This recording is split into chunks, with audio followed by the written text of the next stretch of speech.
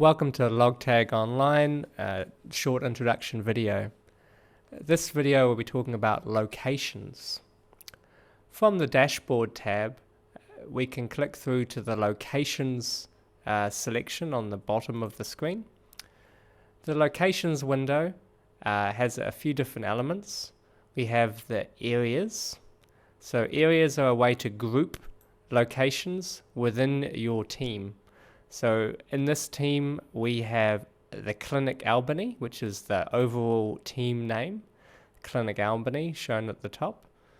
And we have a number of areas within that team, a surgery and a nurse's office.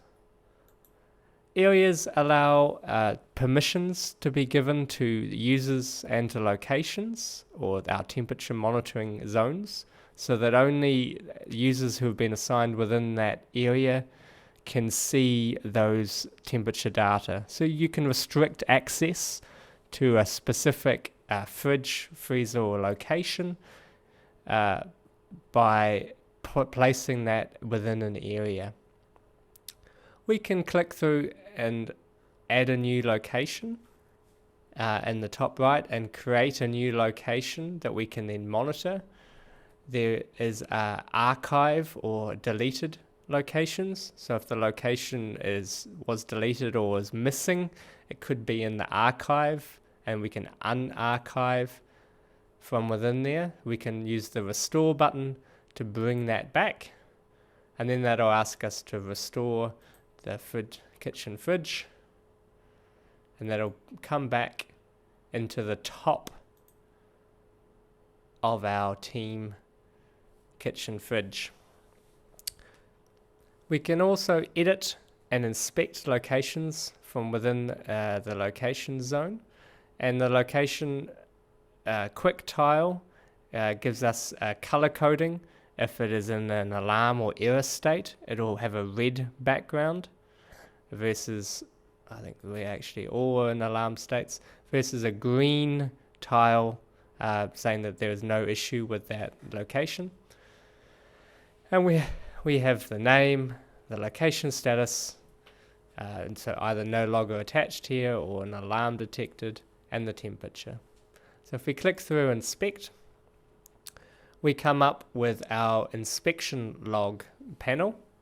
So this location had no logger attached. If I click through to one that we have some data for, we'll see we have a few data points on our inspection log. So the inspection tab, the first tab that we have is a calendar or chart view showing a morning and afternoon inspection.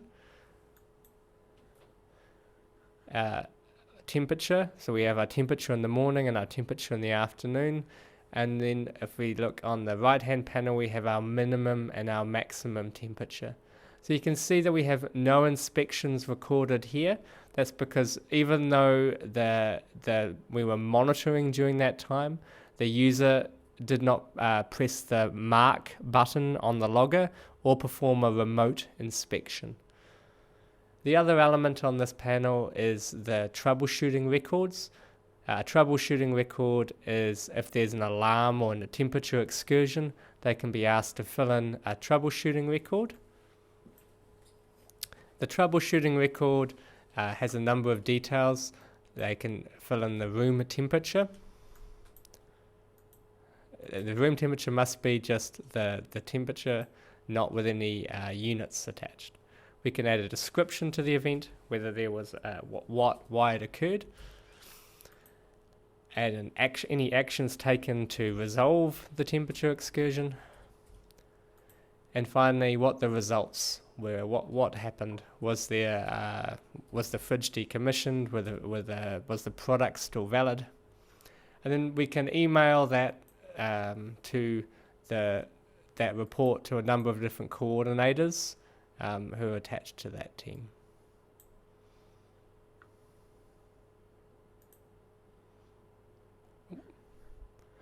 There are minimum field lengths as well, so you have to have at least have a few points to say about each different category to prevent very short or very brief systems comments being put in place.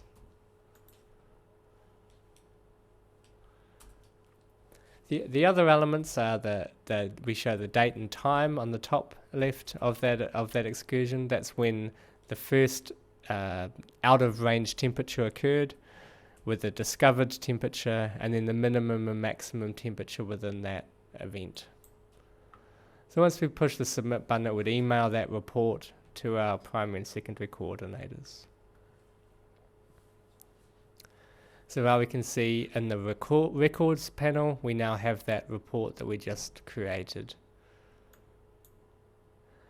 There's also in the location is the inspection as the chart, and we can view our chart. It has our temperature thresholds, the top in red as per analyzer, and the blue lower threshold.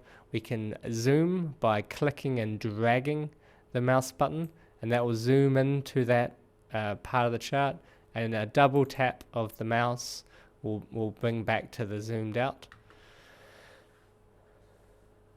You can see as we scroll across through the point that the current temperature is shown in the top right, that we're viewing in the time of that temperature. There's a quick link to show the last day, last week, or last month. And we can choose the from and to date of that, and also export that chart data to a CSV file. We can also configure each location from the settings tab. We can give the location a name, a description. We can attach a logger, so which LogTag logger are we receiving temperature data from. We can set that up as a fridge or freezer for our reporting, select what area it's part of, and then name the team members responsible for that area. Who is the primary or the main person responsible for that location? Who is the secondary or backup person responsible? And are there any emergency contacts? So who else should be notified of any events? We can select what events would be notified from that location, whether there's a temperature alarm detected, and whether they are notified via email and SMS text message. And we can select who would be notified. Both the primary and secondary coordinator would be notified via email and SMS of an over temperature alarm in this case.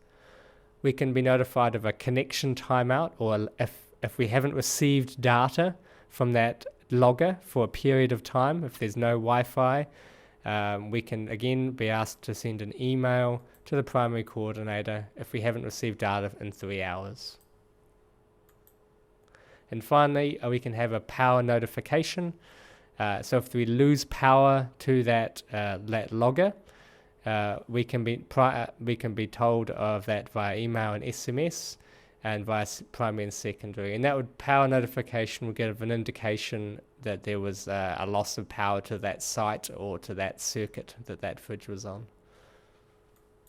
And that concludes the location presentation.